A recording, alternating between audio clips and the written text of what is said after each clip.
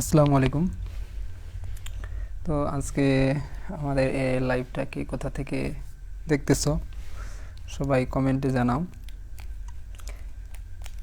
এবং আজকের আমাদের এই লাইভে আমরা প্রতিদিন চেষ্টা করব সন্ধ্যা 6টার সময় লাইভে আসার এবং তোমাদের গুরুত্বপূর্ণ যে কোনো বিষয় নিয়ে আলোচনা করার।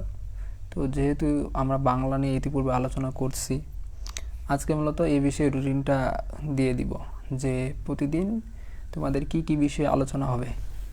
একটা রুটিন করব, ওই রুটিনটা আপলোড দিয়ে দিব এবং ওই অনুযায়ী প্রতিদিন তোমাদের ক্লাস নেব লাইভে। এবং সেই টপিকের উপর তোমরা যাতে ভালো তোমাদের অভিজ্ঞতা হয় সেই রিলেটেড যা কিছু দরকার সবগুলো বিষয়ে দিব।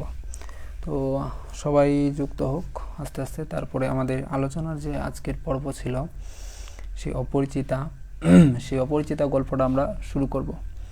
অপরিচিতা গল্পে আমরা কিন্তু ইতিপূর্বে প্রথম যে লাইভটাতে আলোচনা করছিলাম, মানে বিগত যে লাইভটা গতকালই কোন লাইভে আসা হয় নাই, একটু ব্যস্ত ছিলাম। আর গত পরশুদিন একটা লাইভ নেওয়া হয়েছে, ওই লাইভে আমরা অপরিচিতা গল্পের প্রথম অংশ আলোচনা করেছি।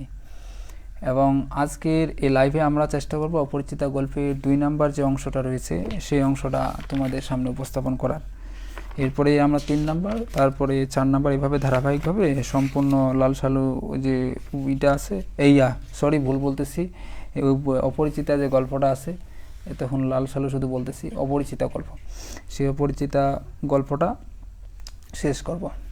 লাল সালুর উপরে তোমাদের ক্লাস নেব। লাল সালু যদিও ইউটিউবে আমার এই প্লেলিস্টে শুধু 2টা ভিডিও আছে, সমস্যা নাই। ওই লাল সালুর উপর টোটাল 4টা ক্লাস নেব। ওই 4টা ক্লাসে সম্পূর্ণ লাল সালুটা শেষ করে দেব। ওইখান থেকেই তোমরা দেখবা সৃজনশীল তো 100% কমন পাবো ওইগুলোর মধ্যেই, আর এমসিকিউ তোমার 60 থেকে 70% ওইগুলোর ভিতরেই কমন আসবে। আর বাকি কিছু কমন পাওয়ার জন্য তোমাকে এক্সট্রা বই পড়তে হবে। তো তাহলে অনেকে আমাদের লাইভটাতে যুক্ত হয়েছে, তো আশা করি তোমরা সকলে ভালো আছো। তাহলে শুরু করি আমাদের আজকের লাইভটা। তাহলে আসসালামু আলাইকুম, আমি মোহাম্মদ সুমন আলী, পড়াশোনা করতেছি বরিশাল বিশ্ববিদ্যালয়ে।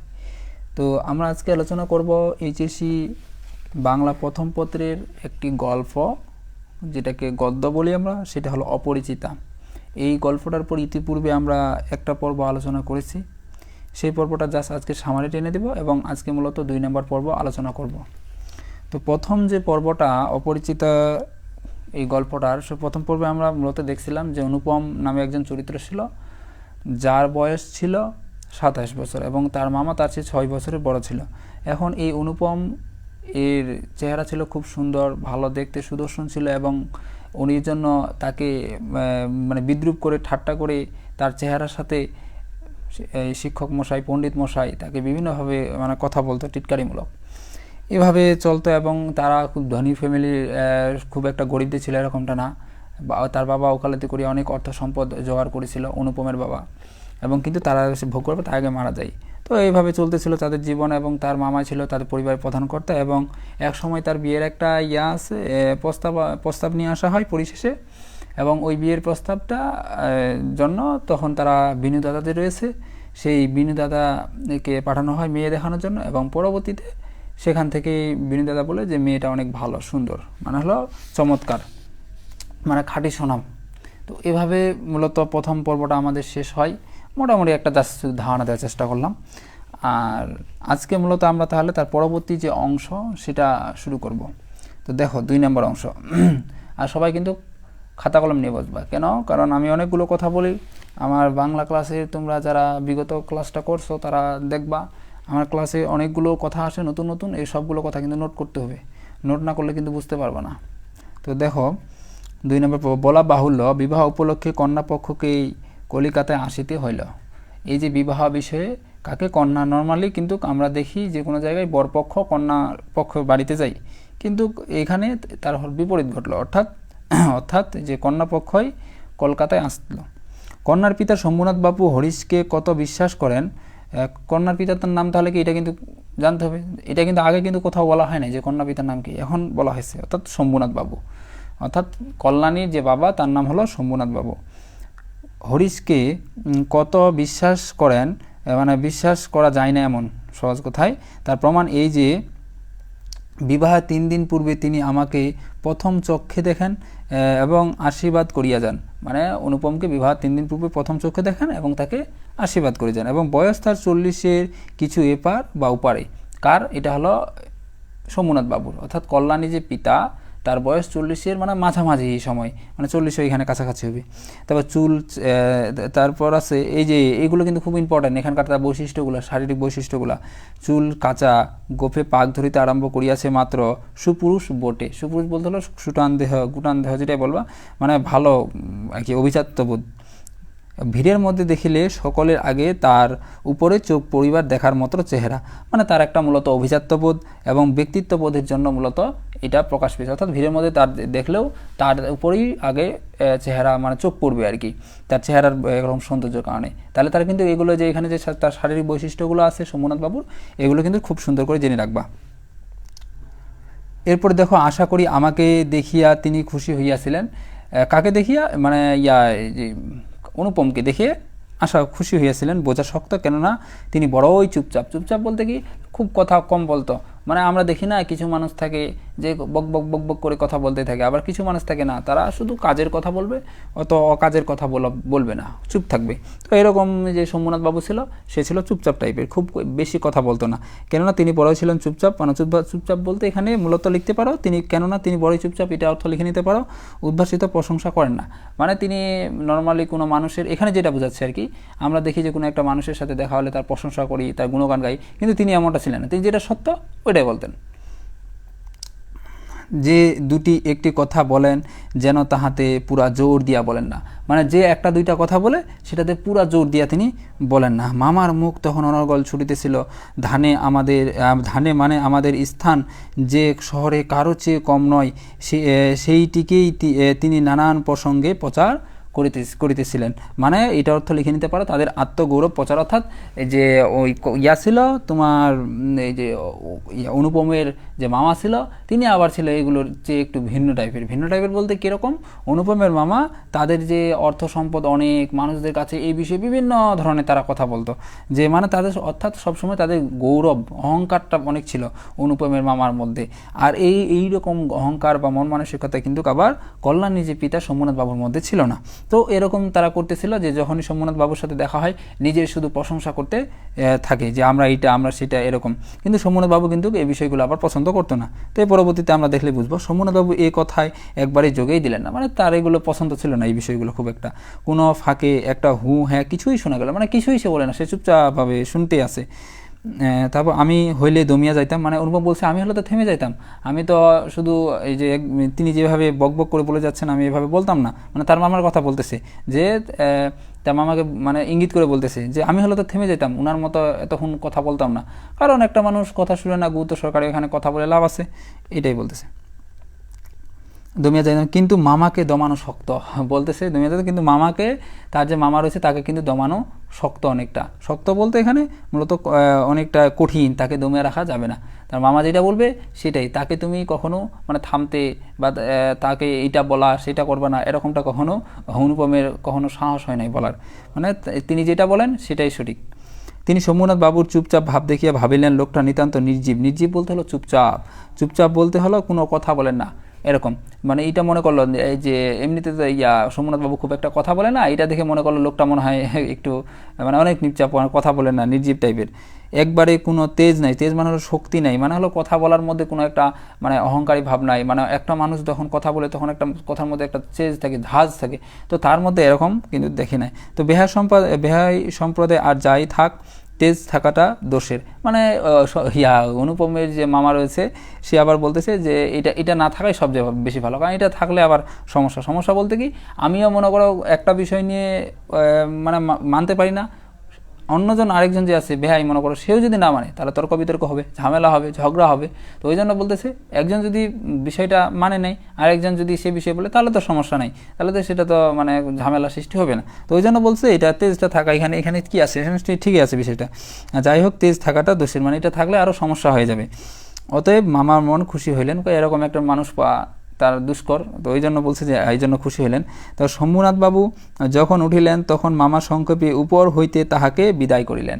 দেখো কতটা এখানে একটা মানে বেয়াদবির মতো কাজ করা হয়েছে, যে শম্ভুনাথ বাবু একবারে মানে যে আসলেন একজন মানুষ, আমরা দেখি নর্মালি যে কোনো অতিথি যদি আমাদের বাসায় আসে আমরা কি করি, তাকে গেট পর্যন্ত হলেও সর্বনিম্ন তাকে এগিয়ে দিয়ে আসি, যাতে একটা এটা হলো শ্রদ্ধা বা সম্মান বা আতিথেয়তা পরায়ণ যে জিনিসটা বলবো আর কি, তো এটা করে আসি। কিন্তু অনুপমের যে মামা সে কী করলো, সে মূলত কোনো কিছুই করলো না, সে তাদেরকে গেট পর্যন্ত দিয়ে আসলো না, মানে সেখান থেকে উঠে দাঁড়ানো, মানে যেখানে আসে ওইখানে আসে, তো এটা একটা অপমান।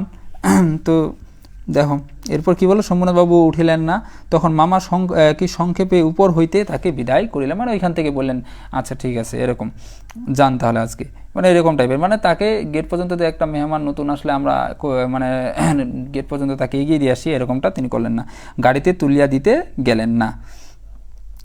এরপরে দেখো মানে অর্থাৎ এখানে গাড়িতে তুলে দিতে গেলেন না, এই লাইনগুলোর অর্থ লিখে নিতে পারো, সৌজন্যতা বোধের অভাব মূলত এখানে প্রকাশ পাচ্ছে। এরপর হলো পণ সম্বন্ধে দুই পক্ষে পাকাপাকি কথা ঠিক হইয়া গিয়াছিল।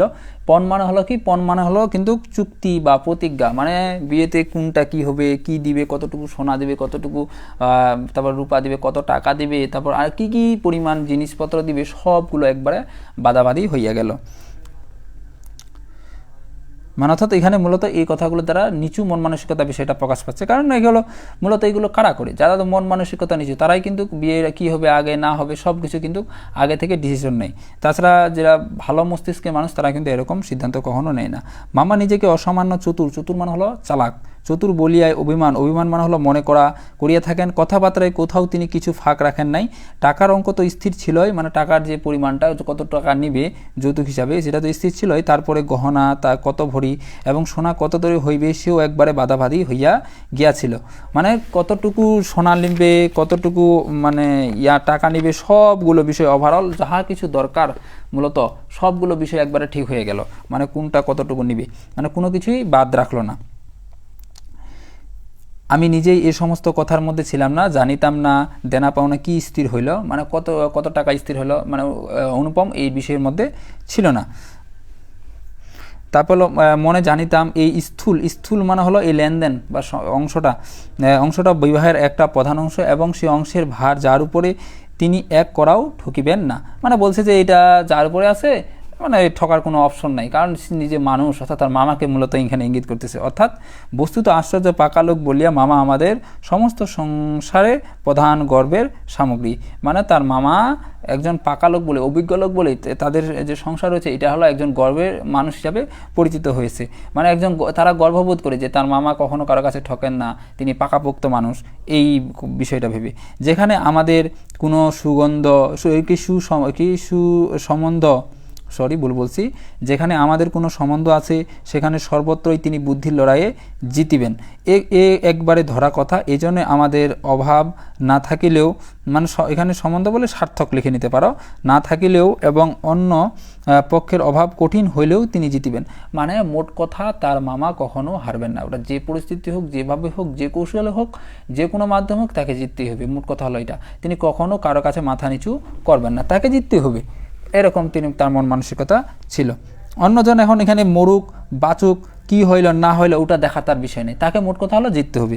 তো আমাদের সংসারে এই জেদ মানে এই নীতি ইহাতে যে মরুক আর বাচুক, এই যে এখানে মূলত এই অর্থটা লিখে নিতে পারো পাষাণ মনোভাব, অর্থাৎ বলছে যে তারা কখনো মানুষের কাছে ঠকবেন না, বরঞ্চ অন্যদেরকে ঠকাবেন, কিন্তু তাদেরকে মূলত যেভাবে হোক জিততে হবে, অন্যদেরকে ঠকিয়ে হোক, তারপর হলো যেভাবে হোক মূলত তাদেরকে জিততে হবে। এখন এখানে এইটা করতে গিয়ে কেউ মরলো নাকি বাঁচলো কোনো দেখার বিষয় নেই, মূলত তাদের একটাই টার্গেট, তাদেরকে জিততে হবে, তাদের মানে কারো কাছে মাথা নিচু হওয়া যাবে না, তাদের কাছে হারানো যাবে না, এই বিষয়টাই ছিল তাদের মধ্যে।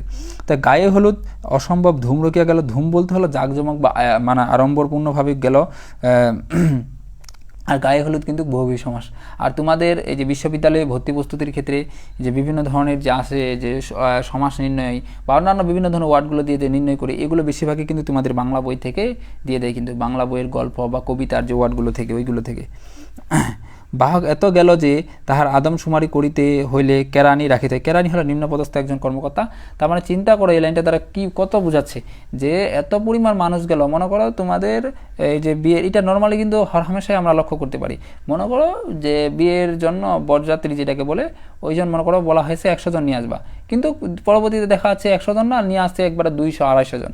তো একটা সমস্যা না, তখন খাওয়া দাওয়া ঠিকভাবে হবে না, জায়গার সংকুলান হয়, তখন আরও বিভিন্ন ধরনের কিন্তু একটা ঝামেলা সৃষ্টি হয়। তো ঠিক তেমনিভাবে তাদেরও অবস্থা ওই একই হয়েছে, মানে অনুপমের ওইখানে, যে মানে তারা এত পরিমাণ মানুষ গেল যে মানে যা বলার বাইরে আর কি। তো এই জন্য কী হইল দেখো, তাহাদিগকে বিদায় করিতে অপরপক্ষ যে নাকাল হইতে হবে সে কথা স্মরণ করিয়া মামার সঙ্গে মা একযোগ বিস্তর হাসিলেন।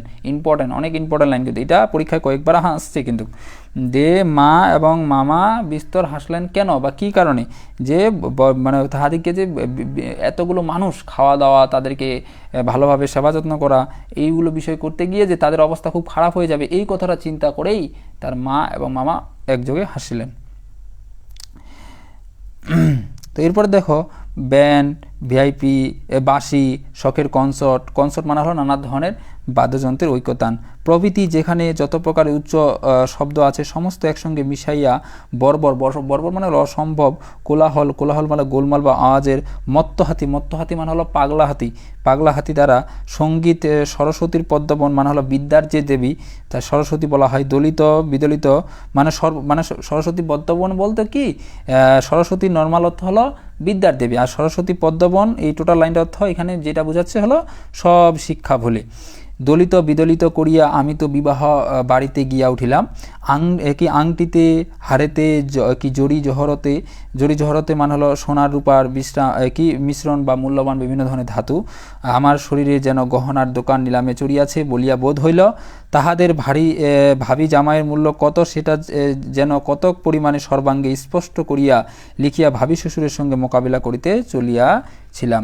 দেখো এরকম মানে কীরকম বিষয়টা এখানে, যে তারা যে বিবাহ মানে যাচ্ছে যে কল্যাণীর বাসায়, ওইখানে বিবাহ করতে গিয়ে বাঁশি, ব্যান্ড, বিভিন্ন ধরনের আলো বাদ্যযন্ত্র তারা একসাথে নিয়ে যাচ্ছে, এবং তারা পাগলার মতো, মানে কোনো পাগলা হাতি তারা এখানে তুলনা করা হয়েছে কেন, কারণ তারা এমনভাবে যাচ্ছে মানে খুব মানে কোনো খবর নাই, মানুষের কোনো সমস্যা হচ্ছে না কি হচ্ছে, মানে সব শিক্ষা ভুলে গিয়ে তাদের মধ্যে যে একটা মানসিক যে শিক্ষাটা ছিল, যে একটা প্রাথমিক যে শিক্ষাটা, যে মানুষের চলাফেরা কীরকম হওয়া দরকার, মানে এই যে বাদ্যযন্ত্রগুলো এগুলো উচ্চস্বরে বাজাইলে মানুষের সমস্যা হতে পারে, এইরকম সব কিছু ভুলে গিয়ে তারা পাগলা, যেমন একটা হাতি সব কিছু ভেঙে চুরে সব করে দেয়, ঠিক তেমনিভাবে তারাও এভাবে পাগলের মতো মনে করে গান করতে, রাস্তার মধ্যে জোরে জোরে আওয়াজ করতে করতে এগুলো সবগুলো বাদ্যযন্ত্র একসাথে বাজাতে গেল, বিবাহে গিয়ে উঠিল। এবং অনুপমের এত পরিমাণ তার শরীরে সোনা গহনা ছিল, মানে যা বলার বাইরে, মানে সে ঠিক মতো সে হাঁটতে পারতো না, হাঁটতেই তার কষ্ট হতো, মানে এত পরিমাণ সোনা রূপা। মানে এগুলো কেন দিয়েছিল, আরও তাদের একটা কারণ ছিল যে আমাদের যে আভিজাত্য, এটা যেন তারা কখনো দুর্বল না ভাবে, যে আমরা অনেক ধনী, আমাদের যেন গুরুত্বটা কম না দেয়, এই জন্য মূলত। এরপরে দেখো, মামা বিবাহ বাড়িতে ঢুকিয়া খুশি হইলেন না। এই যে যখনই তার মামা বিবাহ বাড়িতে ঢুকলেন, খুশি হইতে পারলেন না কেন, তাহলে যে একে তো উঠান মানে হলো বারান্দা, উঠানে বরযাত্রীদের জায়গা সংকুলন হওয়াই শক্ত, মানে বরযাত্রীদের জায়গা হয় না, কেন হবে, কারণ তুমি নিজেই দেখো, তোমার মনে করো 100 জন যাওয়ার কথা, গেছে 200 জন, জায়গা হবে না কিন্তু। ওই জন্য বলছে একে তো উঠানটাতে বরযাত্রী জায়গা সংকুলন হয় শক্ত, তাহার পরে সমস্ত আয়োজন নিতান্ত মধ্যম রকমের, এবং আয়োজনটা কিন্তু খুব একটা হাইলি ছিল না, আয়োজনটা ছিল কি নিতান্ত রকমের, মানে খুব একটা যে ছিল এরকমটা না। কেন হবে ওরকম, নিজেই তো বোঝা যায়, কারণ তখন ওরা খাবার পরিবেশন করছে 100 জনের, তো এখানে যদি 150 জন বা 200 জন আছে হবে, তো এখানে সমস্যা হবে না খাবারের। তো ওই জন্য বলছে, ওই জন্য যে সমস্ত খাবারটা নিতান্ত কী ছিল, মধ্যম রকমের। ইহার পরে শম্ভুনাথ বাবু ব্যবহারটা নেহার ঠান্ডা, মানে হলো অজস্র বিনয় প্রকৃতি ছিল আর কি, এবং শম্ভুনাথ বাবুর ব্যবহারটাও নেহার ঠান্ডা, তার বিনয় অজস্র নয়, মানে তো আগ বাড়িয়ে বেশি কথা বলে না তিনি, বিনয় অজস্র নয় বলতে তিনি আগ বাড়িয়ে কথা বলে না খুব একটা, মুক্ত কথাই নাই, কোমরে চাদর বাঁধা, মুখে তো কথাই নাই, কোমরে চাদর বাঁধা, গলা টাক ভাঙ্গা, টাক পরা মিসকালো, এবং বিপুল শরীরে তার একটা উকিল বন্ধু। তাহলে তার উকিল বন্ধুর শারীরিক যে বৈশিষ্ট্য কীরকম ছিল, এই তথ্যগুলো কিন্তু জানতে হবে। কী কী ছিল দেখো, কোমরে চাদর বাঁধা, গলা ভাঙ্গা, টাক পরা, মিসকালো এবং বিপুল শরীরের অধিকারী, এটা ছিল তার এক উকিল বন্ধু। কার উকিল বন্ধু? এটা হলো শম্ভুনাথ বাবুর উকিল বন্ধু। আশা করি বিষয়টা বুঝতে পারছো।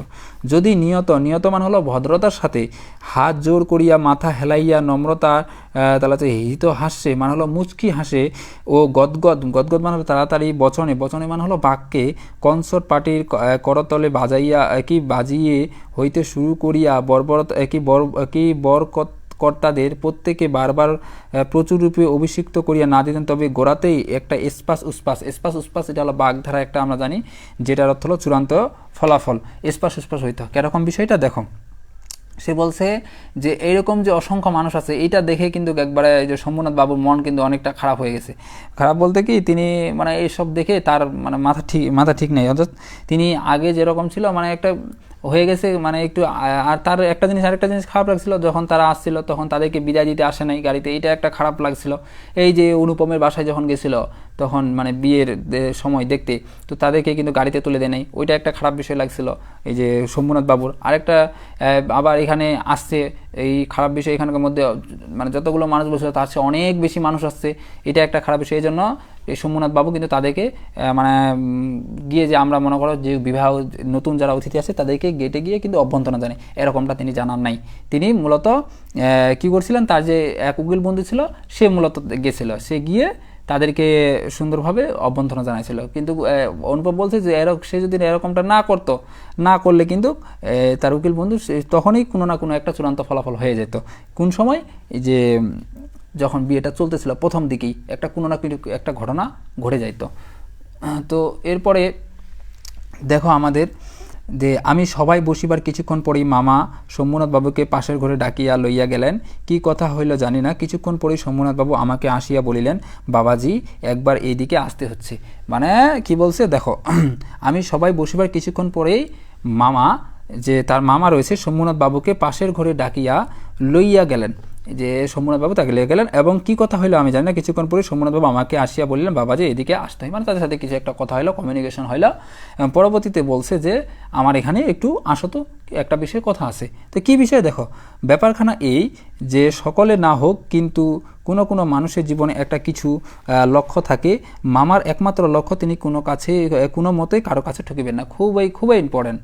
দেখায় না মামার লক্ষ্য কী ছিল, মামার লক্ষ্য হলো তিনি কোনো মতেই কারো কাছে ঠকিবেন না। অর্থাৎ তিনি একটা বিষয় ছিল মামার, এই যে আমরা একটু আগে দেখলাম না একটা জিনিস, কি দেখলাম বলো তো, কমেন্টে জানাও তো, যে কয়েকজন দেখতেছো যে তার মামার বিষয়ে তার মামা কীরকম টাইপের ছিল, যে তিনি সব সময় জিতবেন একটা কথা ছিল, কিন্তু সে কখনোই কারো কাছে ঠকবেন না, সেখানে অন্যজন মরুক বাঁচুক আর যাই হোক তিনি কখনো কারো কাছে ঠকবেন না বলতে কি কারো কাছে হারবেন না, হার মেনে নেবেন না। তো এরকম মানুষ, তো তার মানে লক্ষ্য কি থাকবে, তার লক্ষ্য তো অবশ্যই থাকবে তিনি কোনো মতে কারো কাছে ঠকবেন না। এটা কিন্তু একটু আগে আমরা কিন্তু বলছি, একটা মোটামুটি ধারণা দেওয়ার চেষ্টা করছি। এরপর রয়েছে তার ভয়, তার বেহাই, তার গহনা ফাঁকি দিতে পারে, বিবাহ কার্য শেষ হইয়া গেলে সে ফাঁকির আর প্রতিকার চলিবে না।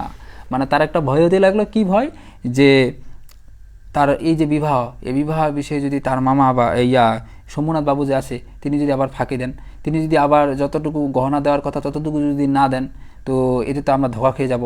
এবং এই ধোকা যে খেয়ে যাব এটা পরবর্তীতে তিনি যদি আবার ওটা বিষয়ে নাও দিতে পারে, পরবর্তীতে এই গহনাগুলো যার বিবাহ হয়ে গেল তখন বলবে যে বিবাহ এটা হয়ে গেছে, এখন আর এটা কী নেবেন। তো এইরকম একটা তার মধ্যে একটা ভয় কাজ করলো, যে বিবাহ মনে করা হয়ে গেছে, তার মানে এই যে যদি এই বিষয়ে ফাঁকি দেয় কোনো একটা, বা এটা বিষয়ে পরিপূর্ণ যতটুকু দরকার ততটুকু যদি না দেয় তাহলে ওটা বাদ হয়ে যাবে, এরকম একটা তার মধ্যে সন্দেহ কাজ করলো। তো এই জন্য তিনি কি করলেন, যে বাড়ি ভাড়া, সাউগাদ হলো উপহার, উপঢৌকন যেটাই বলবা, লোক বিদায় মানে হলো পাওনা পরিশোধ প্রভৃতি সম্বন্ধে যেরকম টানাটানি পরিচয় পাওয়া গেছে, তাহাতে মামা ঠিক করিয়াছিলেন দেওয়া থাওয়া মানে হলো বিয়ের যৌতুক বা আনুষঙ্গিক বিভিন্ন ধরনের বিষয়বস্তু, মানে খরচ আদান প্রদানের ক্ষেত্রে সম্বন্ধে এ লোকটার শুধু মুখের কথার উপর ভর করে চলিবে না। মানে কীরকম হয়েছে, তার মামার মন মানসিকতা এত নিচু প্রকৃতির, সে বলছে যে বিয়েতে যে এতগুলো মানুষ আছে এখানে খাওয়া দাওয়া ঠিকমতো হয় নাই, তারপর আরও এই দেওয়ার থাওয়ার ঠিকমতো হয় না, তাদের দেনা পাওনা, তাদের উপহার উপঢৌকন, এগুলো বিভিন্ন ধরনের ঝামেলা আছে। তো বলতেছে যদি এগুলোতে এরকম অবস্থা হয়, তার মানে এগুলো নর্মাল বিষয়, এগুলোতে তো এরকম অবস্থা হয়, যেগুলো আরও শোনা গোনা এগুলো তো তাহলে কীরকম হবে, মানে এরকম তার চিন্তা ভাবনা। কিন্তু এটা তো আর যে অনুপমের যে মামা রয়েছে তাদের নিজেরও তো ভুল, কারণ তারা অতিরিক্ত মানুষ নিয়ে আসছে, তো এটা তো সমস্যা হবেই। তো এই জন্য সে মূলত তার মধ্যে আরও একটা সন্দেহ বেশি বেড়ে গেল অনুপমের মামার মধ্যে। তো এই জন্য সে কী করছে, বাড়ির শেকরা শুদ্ধ মানে হলো স্বর্ণকার, মানে অর্থাৎ আমরা যেটাকে আরেকটা আমাদের এলাকায় এই শব্দটাকে বানিয়া বলে, বানিয়া, তোমরা অনেকে মনে হয় জানবো। আবু বাতেন ভাইয়া কমেন্ট করছে, ধন্যবাদ ভাইয়া, ক্লাসটা দেখতে থাকো, আশা করি উপকারে আসবে। এবং আমি কিন্তু তোমাদের একটা রুটিন দেব, এবং এই অনুযায়ী প্রতিদিন একটা করে লাইভ ক্লাস নেব। ওই লাইভ ক্লাসে আশা করি সকলে উপস্থিত থাকবা। রুটিনটা আশা করি আজকালের মধ্যেই আপলোড দিয়ে দিব। ওই রুটিন অনুযায়ী প্রতিদিন লাইভ ক্লাস হবে সন্ধ্যায়। তো দেখো এই জন্যই বাড়ির শেখরা শুদ্ধ সঙ্গে আনিয়াছিলেন, মানে একজন শেখরাকে নিয়ে আসছিলেন এই যে এটা পরীক্ষা করার জন্য, যে সেই যে সোনা বা গহনা বা যেগুলো দিচ্ছে এগুলোর মধ্যে আবার কোনো ভেজাল আছে নাকি, এগুলোর মধ্যে আবার কোনো ঝামেলা আছে নাকি। তো এরপর পাশের ঘরে গিয়া দেখিলাম মামা এক তক্তপোষে মানে হলো কাঠের চৌকি, লিখে নিতে পারো, এবং শেখরা তাহার দাড়িপাল্লা কোষ্ঠী পাথর বলতে কোনটাকে, এই যে তোমরা যারা আছে, যারা এই যে স্বর্ণকার আছে, ব্যক্তিগুলো আছে, শেখরাগুলো আছে, অর্থাৎ যেগুলোকে আমরা আমাদের এলাকায় বানিয়া বলে, তোমাদের এলাকায় যে কী বলে জানি না, মানে শর্টকাট কথাই, যারা হলো বিভিন্ন ধরনের সোনার বিভিন্ন ধরনের মানে মূল্যবান যে দ্রব্যগুলো সেগুলো তৈরি করে, এই ব্যক্তিগুলো আর কি। তো এখানে তাদের কাছে যে কোনো স্বর্ণ বা এইটা অরিজিনাল কিনা ওইটা যাচাই করার জন্য কিন্তু একটা পাথরের মতো একটা থাকে, তোমরা লক্ষ্য করলে দেখবা। তো ওইটা মূলত দিয়ে তারা পরীক্ষা করে যে এটা অরিজিনাল স্বর্ণ কিনা পরীক্ষা করা হয় মূলত। তো ওইটাই বলছে এই যে কোষ্ঠী পাথর প্রভৃতি লইয়া মেঝেতে বসে আছে, ওই কোষ্ঠী পাথর হলো তোমার হলো স্বর্ণ যাচাইয়ের একটা পাথর। তো এটা নিয়ে শেখরা ওইখানে বসে আছে, যে এগুলো দেখবে এগুলো কি অরিজিনাল নাকি আবার ডুপ্লিকেট, এখানে ঝামেলা আছে। এরপর শম্ভুনাথ বাবু আমাকে বলিলেন, কি বললেন দেখো, তোমার মামা বলিতেছেন বিবাহ কাজ শুরু হইবার আগেই তিনি কনের সমস্ত গহনা যাচাই করিয়া দেখিবেন, ইহাতে তুমি কি বলো। এখন এখানে তার এই যে শম্ভুনাথ বাবু অনুপমকে কথা বলার কারণ কি বলো তো, দেখি কমেন্টে জানাও, যে কেন শম্ভুনাথ বাবু অনুপমকে বলছিল এই কথাটা, যে তোমার মামা তো আমার এই যে বিবাহর গহনা যাচাই করিয়া দেখতে চাই, এই যে বিবাহর আগেই বিবাহ হওয়ার পূর্বেই আমার মেয়ের যে গহনাগুলো আছে আমরা যেগুলো দিয়েছি এগুলো যাচাই করে দিতে চাই, কেন, কে বলতে পারবা দেখি কমেন্টে বলো, যে কেন মূলত এই কথাটা বলছিল।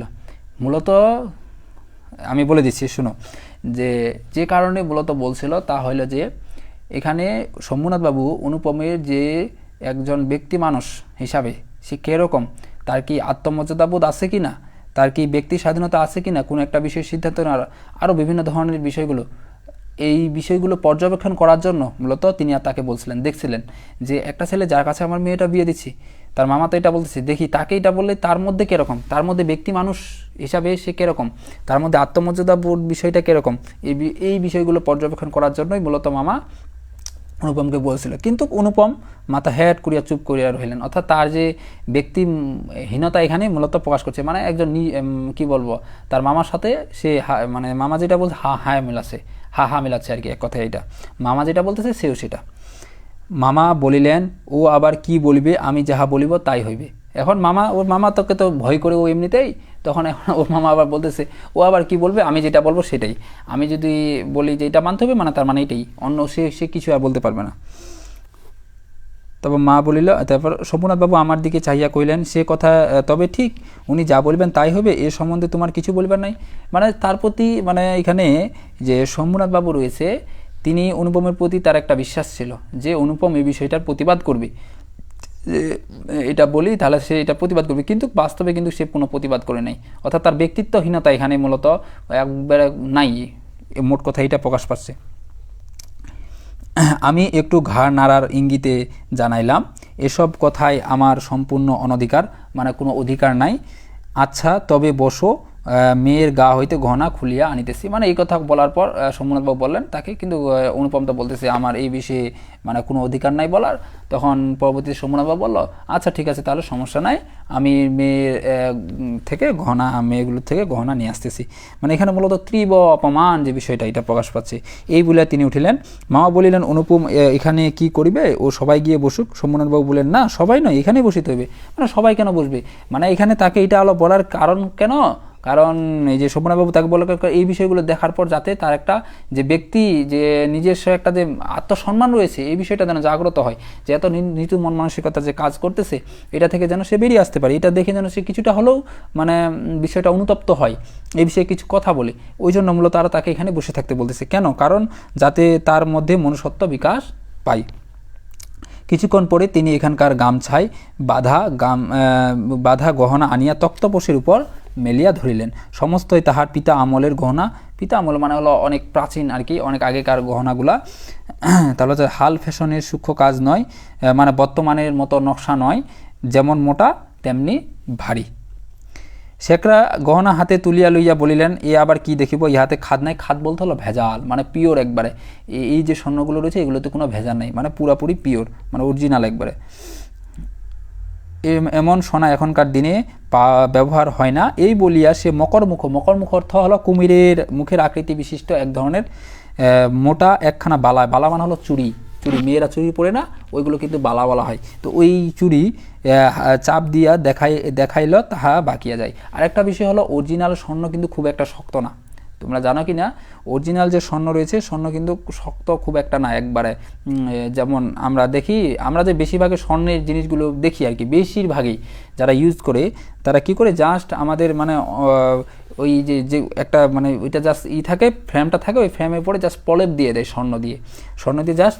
যেমন আমরা দেওয়ালে রং করি না, যে কোনো এই যে দেওয়ালগুলো আছে এইগুলোতে রং করি, ঠিক তেমনিভাবে ওই প্রথমে একটা জাস্ট ওইটা গঠনটা তৈরি করা হয় একটা চুড়ির, ওইটার উপর জাস্ট প্রলেপ দিয়ে দেয়, বা অন্যান্য যেটা দুল বা আরও বিভিন্ন ধরনের যে দ্রব্যগুলো আছে সেগুলোতে তো জাস্ট প্রলেপ দেওয়া হয়, এটা বেশিরভাগ করা হয়। তো ওই জন্য কিন্তু এগুলো বাঁকা হয় না খুব একটা, ভেঙেও যায় না খুব সহজে।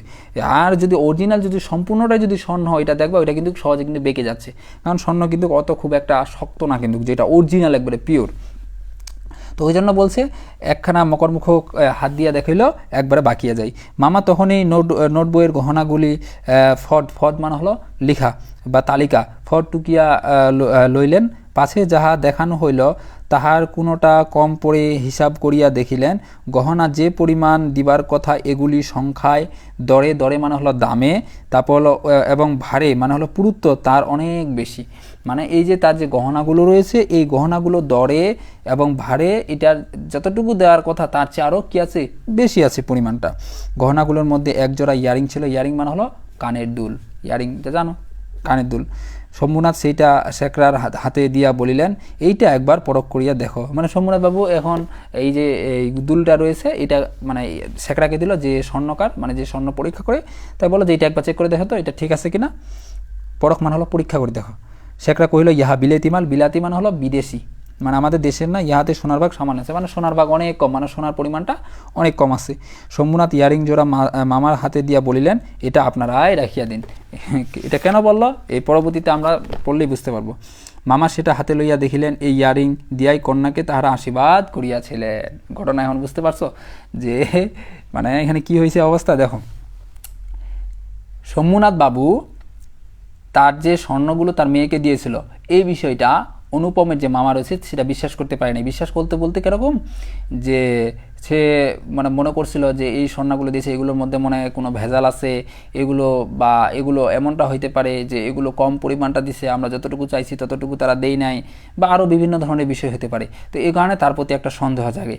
কিন্তু পরবর্তীতে তারা পরীক্ষা করে দেখে না, সব ঠিক আছে, আরও হিসাবের চেয়ে বেশি আছে। কিন্তু পরবর্তীতে আবার এই শম্ভুনাথ বাবু যে আছে, কল্যাণীর যে বাবা, তার আবার একটা মনের মধ্যে সন্দেহ থাকে যে যেসব মানুষ এত নিচু মন মানসিকতার, এত মানে কি বলবো হীনমন্যতা তাদের মধ্যে রয়েছে, মানে কোনো মন মানসিকতা মানে কি উত্তম মন মানসিকতা বলতে কোনো কিছু, আত্মমর্যাদা বলতে কোনো কিছু নাই, ওই সব মানুষ মনে করো তারা যদি এরকমটা করতে পারে তাহলে তারা যে স্বর্ণটা দিয়েছে আমিও তাদেরটা দেখি মানে তাদের এই যে যেটা দিছে ইয়ারিং এক জোড়া যেটা দিছিল ওইটা আমিও চেক করে দেখি ওইটা ঠিক আছে কিনা।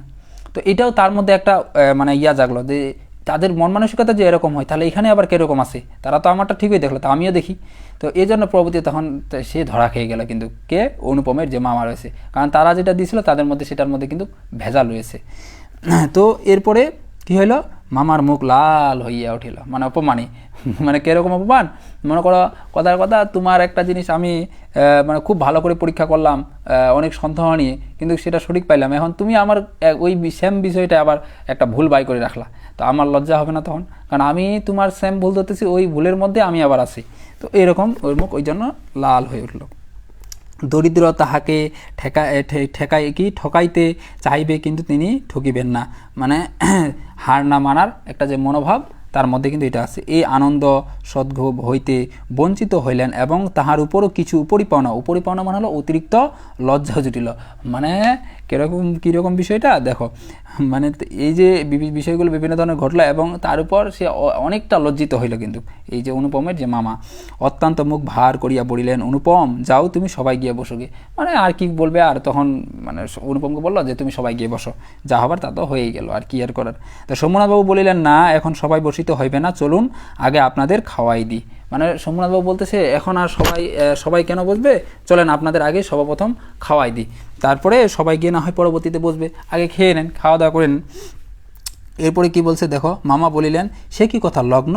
মা বলছেন সে কি কথা, আগে খাইয়ে নেব, লগ্ন সময় যে চলে যাচ্ছে। আর একটা বিষয় হলো, যারা হিন্দু এখানে আসো তারা অবশ্যই বিষয়টা বুঝবা, তাদের কিন্তু বিয়ের কিন্তু একটা সময় থাকে। সময় বলতে কীরকম, মানে লগ্ন থাকে, মানে 7টা থেকে 8টা বা 10টা থেকে 12টা এই সময়টার মধ্যে বিয়ে করতে হয়। তো এই লগ্নতে এই লগ্নর কথা বলতেছে তাহলে তো আমরা যদি খাইতে যাই তাহলে তো এই সময়টা দেরি হয়ে যাবে, সময় তো মানে থাকবে না তখন যে লগ্নটা। সোমনাথবাবু বলিলেন, সেজন্য কিছু ভাবিবেন না, এখন উঠুন। মানে সোমনাথবাবু বলেন না, সেটার জন্য ভাবতে হবে না, সমস্যা নাই, সময় আছে, এখন আপনারা সবাই উঠুন। লোকটি নেহাত ভালো মানুষ ধরনের, কিন্তু ভেতরে বেশ একটু জোর আছে বলিয়া বোধ হইল। মানে অর্থাৎ এখানে তারা মনে করছিল লোকটা ভালো মানুষ, কিন্তু এখন যখন এই যে সোমনাথবাবু একটু প্রতিবাদ টাইপের হয়ে আসতেছে, তখন বলছে লোকটার মনে হয় ভেতরে জোর আছে। মামাকে উঠিতে হইল, বরযাত্রীদেরও আহার হইয়া গেল। আয়োজনের আড়ম্বর ছিল না, আয়োজন মানে হলো জাঁকজমকপূর্ণ খুব একটা ছিল না, কিন্তু রান্না ভালো এবং সমস্ত বেশ পরিষ্কার পরিচ্ছন্ন বলিয়া সকলের তৃপ্তি হইল। মানে এটা খুব একটা জাঁকজমকভাবে ছিল না, কিন্তু খাওয়া দাওয়া মানে রান্নাটা খুব ভালোই ছিল, এই জন্য সবাই তৃপ্তি করে খাইতে পারলো। বরযাত্রীদের খাওয়া শেষ হইলে সোমনাথবাবু আমাকে খাইতে বলিলেন। মামা বলিলেন, সে কি কথা, বিবাহের পূর্বে বর খাইবে কেমন করিয়া? মানে তাদের একটা রীতি আর কি হিন্দুদের, যে বিয়ের পূর্বে খাওয়া, মানে বিবাহ আগে হবে তারপরে শেষে খাবে, লগ্ন আছে, লগ্ন শেষ হয়ে গেলে বা এটাও সমস্যা, এগুলো তারা মানে। এ সম্বন্ধে মামার কোনো মত প্রকাশকে তিনি সম্পূর্ণ উপেক্ষা করিয়া আমার দিকে চাহিয়া বলিলেন, তুমি কি বলো, বসিয়া যাইতে দোষ কিছু আছে? তারপর মাতৃ আজ্ঞা স্বরূপে মামা উপস্থিত, মানে মায়ের উপদেশের প্রতিচ্ছবি রূপে মামা উপস্থিত। তার বিরুদ্ধে চলা আমার পক্ষে অসম্ভব, আমি আহারে বসিতে পারিলাম না। মানে তার মামা যেটা বলছে তাকে সেটাই মেনে নিতে হচ্ছে, নিজের এখানে মত প্রকাশের অনুপমের মধ্যে কোনো অনুপমের মধ্যে কোনো স্বাধীনতাই নাই।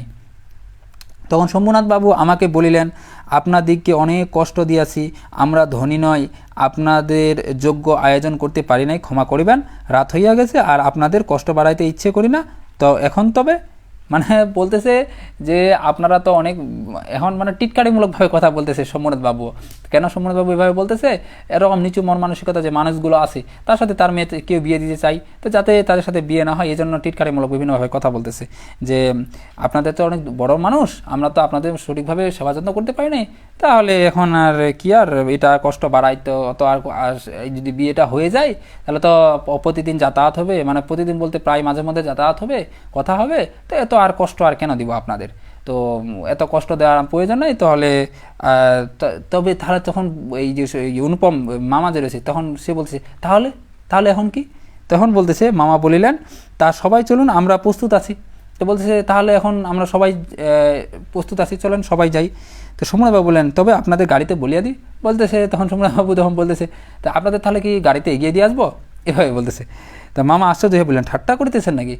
মামা একটু আশ্চর্য হবেই, বলে গাড়িতে এগিয়ে দিয়ে দেবো, কেমন কথা, এখন কথা তুমি বিয়ে করতে গেছো, এখন তোমাকে বলতেছে যে মনে হয় গাড়িতে তোমাদের এগিয়ে দিয়ে আসবো কি, তখন তোমার চমকে উঠবে না, তুমি গাড়িতে এগিয়ে যাবে, কেমন কথা, আমার তো বিয়ে হবে, এখন এই বিয়ে না হয়ে গাড়িতে চলে যাব। তখন অনুপমের যে মামা রয়েছে সে মনে করতেছে যে ঠাট্টা করতেছেন নাকি, আমার সাথে মজা করতেছেন, কেন মজা? কারণ শম্ভুনাথ কহিলেন, এরপর শম্ভুনাথ বাবু কহিলেন যে ঠাট্টা তো আপনিই সারিয়াছেন মানে হলো শুরু করেছেন। শম্ভুনাথ বাবু বললেন যে ঠাট্টা তো আপনারা শুরু করছেন, আমি শুরু করেছি, তো ঠাট্টার সম্পর্কটা স্থায়ী করিবার ইচ্ছা আমার নাই। তো শম্ভুনাথ বাবু বললেন যে এই যে ঠাট্টার যে সম্পর্কটা এটা আমি স্থায়ী করতে চাই না। তারপর মামা দুই চোখ এত বড় করিয়া মেলিয়া অবাক হইয়া রহিলেন, মানে হলো কিংকর্তব্যে বিভোর যেটাকে বলি আমরা। শম্ভুনাথ কহিলেন, আমার কন্যার গহনা আমি চুরি করিব, এ কথা যার মনে করে তাহার হাতে আমি কন্যা দিতে পারি না। অবশ্যই মানে নিজের মেয়ের গহনা নিজে চুরি করবে, এরকম নিচু মন মানসিকতার যে মানুষ মানে এরকম বিষয়টা ভাবে, তার কাছে কীভাবে তারা তার মেয়েটাকে তার কাছে দিবে, বিয়ে দিবে। তো এরকম এটা কিন্তু সবাই কিন্তু মনে হবে এরকম নিচু মন মানসিকতার সাথে কিন্তু কেউ কিন্তু তার যে মেয়ে কিন্তু বিয়ে দিতে চাবে না। কারণ নিজের মেয়ের গহনা নিজে কেউ চুরি করে? কারণ এটা তো সব তার মেয়েরই, সে নিজে কখনো চুরি করে নাকি? তো এই যে এটাই বলল, আমাকে একটি কথাও বলার তিনি আবশ্যক বোধ করিলেন না, কারণ প্রমাণ হইয়া গেছে আমি কেহই নয়।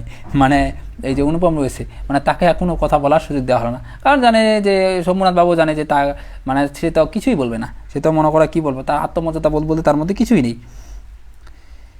তারপর যা হইল সে আমি বলিতে ইচ্ছে করি না।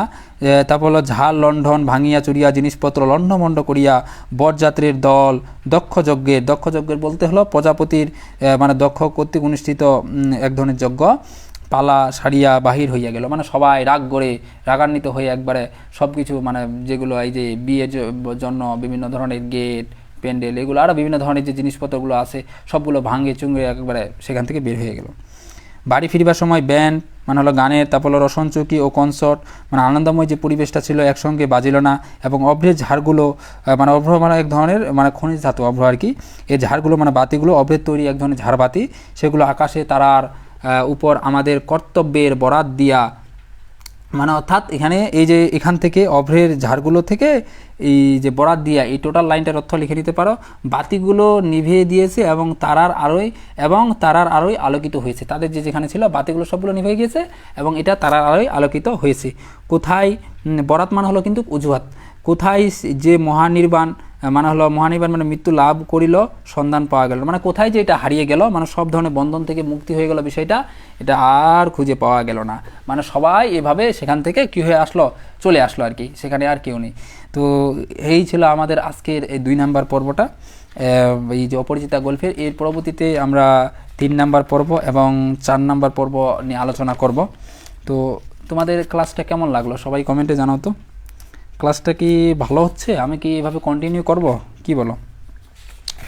তোমাদের যদি দেখি উপকার হয় তাহলে তো কন্টিনিউ করা ভালো হবে, আর যদি মনে হয় যে না আমাদের উপকার হচ্ছে না, এভাবে এটা নেওয়া আর না নেওয়া সমান, আমি সম্পূর্ণ বইটা এভাবে ক্লাস তোমাদের নিব একবারে পুরো সম্পূর্ণ বইটা। এবং এই ক্লাসগুলো যদি তোমাদের মনে হয় যে আমি বুঝতেছি না মানে আবার করা লাগবে, তাহলে এই ক্লাসগুলো কিন্তু ইউটিউবে আপলোড দিয়ে দিব, একটু পরেই পেয়ে যাবা, 1 ঘন্টা 2 ঘন্টার মধ্যে ওইখান থেকে আবার দেখে নিতে পারবা, সমস্যা হবে না।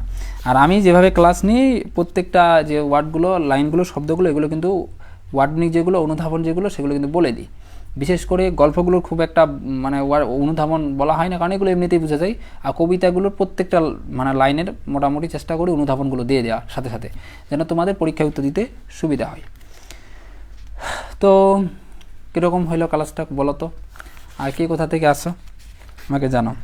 আর আমি তোমাদের একটা কাজ করতে চাচ্ছি যে তোমাদের সবার সুবিধার্থে আমি প্রতিদিন লাইভে নিব। 2টা পেজ আছে, একটা হলো অপটিমিস্ট আশাবাদী, ওইটা একটা পেজ, আর এটা একটা পেজ অপটিমিস্ট, এটা এডমিশন ওয়ার। আমাদের মূলত মূল পেজ হলো ওইটা, ওই অপটিমিস্ট আশাবাদী। এটা হলো তোমার হলো এটা শাখার মতো একটা বলতে পারো, অপটিমিস্ট এডমিশন ওয়ার। মানে এখানে শুধু এডমিশন রিলেটেড বিভিন্ন ধরনের মানে টপিকগুলো প্রোভাইড করা হবে এই পেজের মধ্যে। এবং এই পেজের মধ্যে আমরা এডমিশন রিলেটেড বিভিন্ন ধরনের লাইভ ক্লাসগুলো নেব। আর ওই পেজের মধ্যে আমরা চেষ্টা করব এডমিশনের বাইরে বিভিন্ন একাডেমিক যে পড়াগুলো রয়েছে সেগুলো পড়া বিষয়ে আমরা ক্লাস নেওয়ার। এবং আমরা সপ্তাহে চেষ্টা করব ওই পেজে 3 দিন ক্লাস নেওয়ার লাইভ, যেটা অপটিমিস্ট আশাবাদী যে পেজটা নামে আছে ওইটা, আর এটা অপটিমিস্ট এডমিশন ওয়ার যে পেজটা আছে এটাতে 3 দিন লাইভ নেওয়ার চেষ্টা করব। এবং এই পেজে 3 দিন আমরা এডমিশনের বিষয়ে ক্লাস নেব, আর ওই পেজে 3 দিন আমরা একাডেমিক যে বিভিন্ন ধরনের টপিকগুলো রয়েছে এগুলো বিষয়ে ক্লাস নেব। এবং এই ক্লাসগুলো আমরা সবগুলো ইউটিউব চ্যানেল একটাই আছে, ওইখানে কোনো আলাদা নাই, ওইখানে অপটিমিস্ট আশাবাদী নামে ওইখানে আপলোড দিব, প্রতিদিন আপলোড দেওয়া থাকবে প্রত্যেকটা লাইভ ক্লাস। তোমরা সেখান থেকে চাইলে ইজিলি প্রত্যেকটা যে লাইভ যে ক্লাসগুলো হয় এই ক্লাসগুলো ইজিলি সেখান থেকে দেখতে পারবা। তো আজকের পর্বটা কেমন লাগলো? আমরা বেশি কথা বলবো না, যেহেতু তোমাদের অনেকের হাতে সময় কম, কারণ অনেক পড়ালেখা করতে হয়, অনেকে এডমিশনের আছে, এডমিশনের সময় অনেকটা গুরুত্বপূর্ণ, সময় অনেক চলে যায়। তো এখানেই তাহলে শেষ করতেছি আজকের এই পর্বটা। পরবর্তী পর্বে 3 নম্বর পর্বে আমরা 3 নম্বর অংশ যেটা রয়েছে অপরিচিতা গল্পে সেটা আলোচনা করব। ততক্ষণ পর্যন্ত সবাই ভালো থাকো, সুস্থ থাকো। আসসালামু আলাইকুম।